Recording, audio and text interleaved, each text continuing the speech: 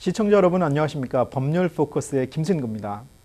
오늘은 명예훼손에 관련된 법률 사항들에 대해서 함께 살펴보는 시간을 갖도록 하겠습니다. 종종 동포 언론의 보도를 보면 몇몇 단체에서 입장을 달리하는 분들의 의견 차이가 비방 비난으로 확대되기도 하고 급기야는 명예훼손 관련 소송으로 이어지기도 합니다. 이러한 명예훼손을 법률 용어로는 defamation이라고 하는데요. 말로써 표현되는 비방을 slander, 글로써 나타내는 비방을 libel이라고 합니다.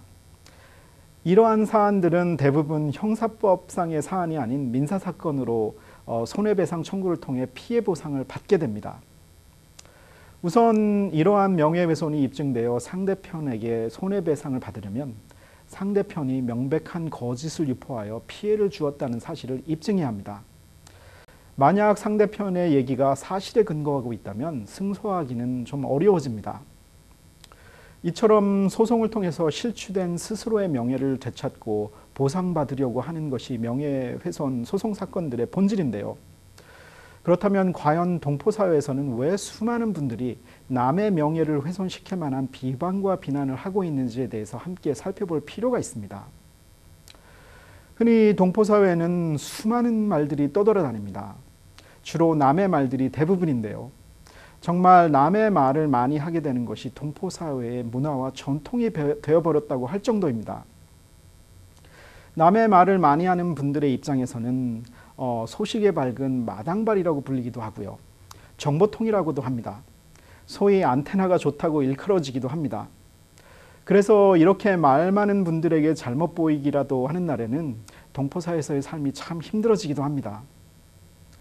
비록 남의 말을 하는 분들은 재미거리 또는 남의 일에 관심이 많아서 개의치 않고 얘기하지만 한번 흘러나온 말들이 좀처럼 없어지지 않고 확대 재생산되는 경우가 허다합니다.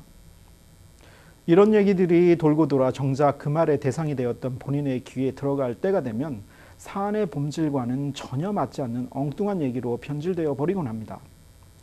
사정이 이렇다 보니 동포사회에는 다른 사람이 퍼뜨린 소문에 의해 오해받고 상처받아 억울한 분들이 많을 수밖에 없습니다.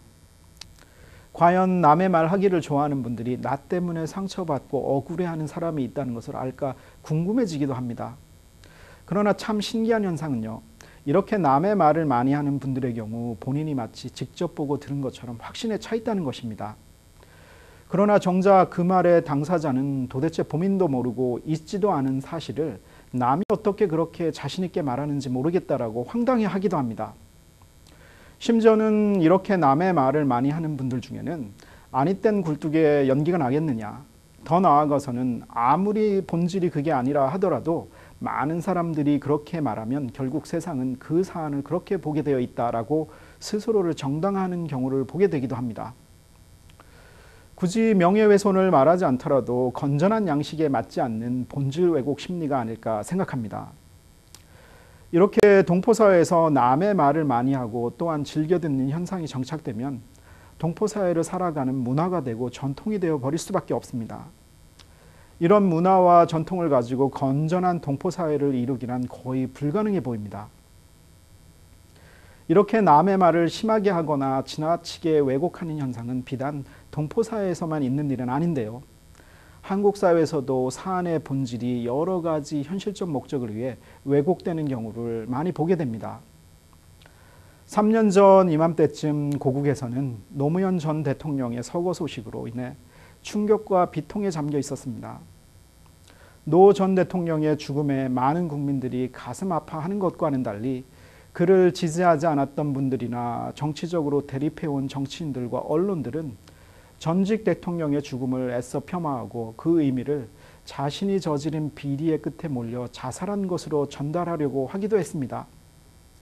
그러나 아무리 남의 일이라도 그리고 아무리 정치적 신념과 입장 차이가 크다 하더라도요. 국민으로서 지켜야 할 최소한의 예의와 품위는 지키는 것이 도리가 아닐까 생각합니다.